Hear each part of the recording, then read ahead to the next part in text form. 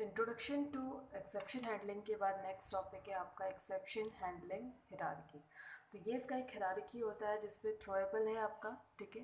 Throwable के अंदर दो सब क्लासेस आती हैं, एरर होता है और एक्सेप्शन होता है, और एक्सेप्शन के अंदर दो सब क्लासेस आती हैं, आईओ एक्सेप्शन और रन टाइम एक्सेप्शन। तो सबसे पहले थ्रोएबल देख लेते हैं। थ्रोएबल क्या होता है? All exception classes are subtype of the java.lang.exception class। जितनी भी सब एक्सेप्शन क्लासेस होती हैं आपकी, वो सारी एक्सेप्शन क्लासेस किसके अंडर आती हैं? java.lang.exception क्लास के अंदर। The exception class and the error class are the sub class of the throwable classes.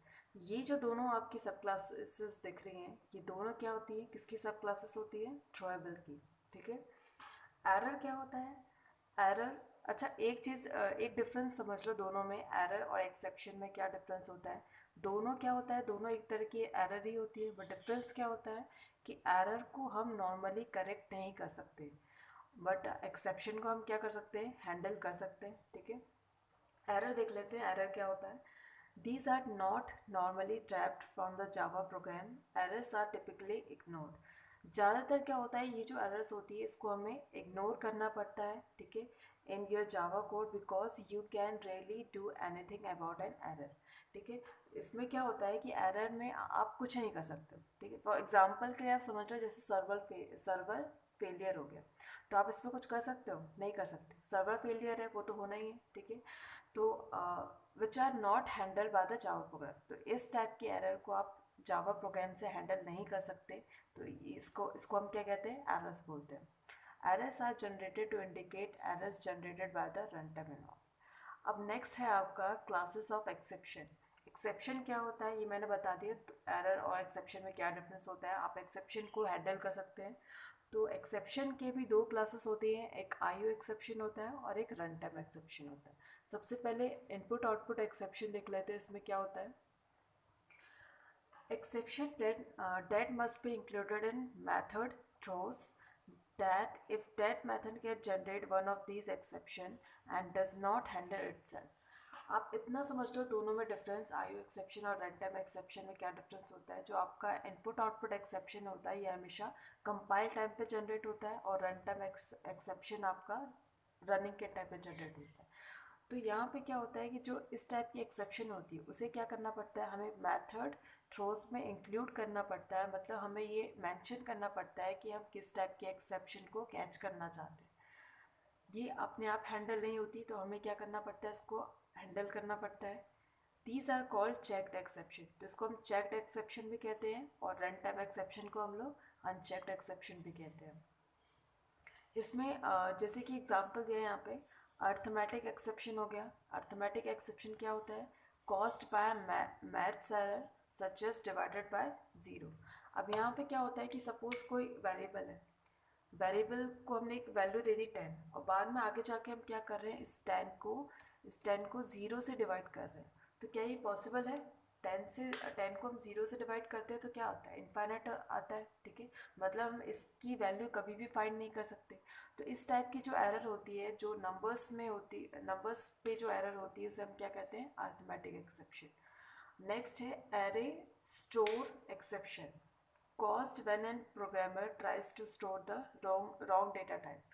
अब सपोज हमने एरे डिक्लेयर की, सबसे पहले एरे यूज़ करते हो तो उसे क्या करते हो? डिक्लेयर करते हो। इंटीजर है तो इंटीजर डिक्लेयर करते हो।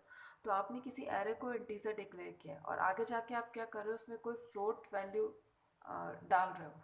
तो यहाँ पे क्या होगा? एरे स्टोर एक्सेप्शन आएगा, ठीक है। Array index out of bounds.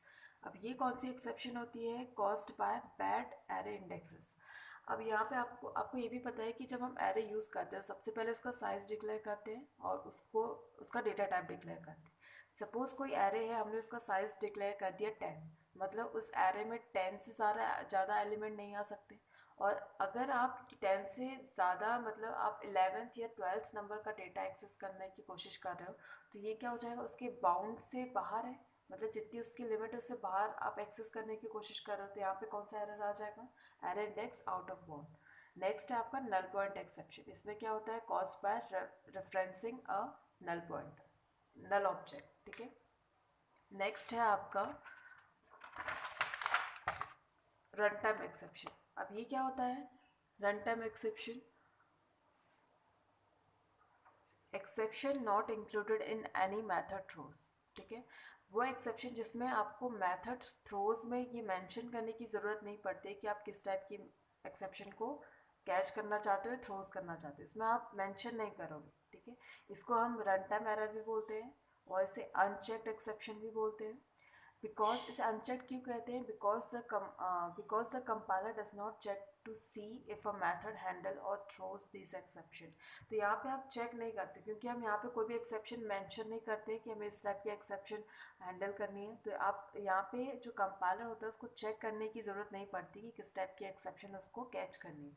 तो जो भी एक्सेप्शन आती है रन टाइम पे वो उसे क्या करता है, अपने आप ही थ्रो कर देता है। As opposed as opposed to check exception, runtime exception are ignored at the time of compilation। जो इस टाइप की एक्सेप्शन होती है जो हम रन टाइम पे हैंडल जो रन टाइम पे जनरेट होती है, ये क्या होता है कंपाइलेशन के टाइम पे इग्नोर्ड हो जाती है। और कब कब कैच होती है? जब प्रोग्राम हमारा रन कर रहा होता है। For example file not found, file not found में क्या है? Caused by an attempt to occur a non existent file. ये कब होता है कि सपोज आप जब रन करते टाइम, जब हमारे प्रोग्राम को किसी फाइल की ज़रूरत पड़ती है और रन करते टाइम ही वो सर्च करेगा, तो यहाँ पे अगर वो फाइल एग्जिस्ट नहीं है प्रोग्राम में तो तब कौन सा एक्सेप्शन जनरेट होगा? File not found. सेकेंड है end of file exception, caused as inability to read from file. अगर फाइल से वो कोई कंटेंट रीड नहीं कर पा रहा है तो क्या होगा? एंड ऑफ फाइल एक्सेप्शन होगा, ठीक है। तो Java exception handling is manage by 5 keyword. तो किन कीवर्ड्स का यूज़ करके हम इन एक्सेप्शन को हैंडल कर सकते हैं? तो इसमें आपका आता है ट्राई, आता है कैच, आता है फाइनली, आता है थ्रो, आता है और थ्रोज आता है। इसको हम नेक्स्ट लेक्चर में कवर करेंगे।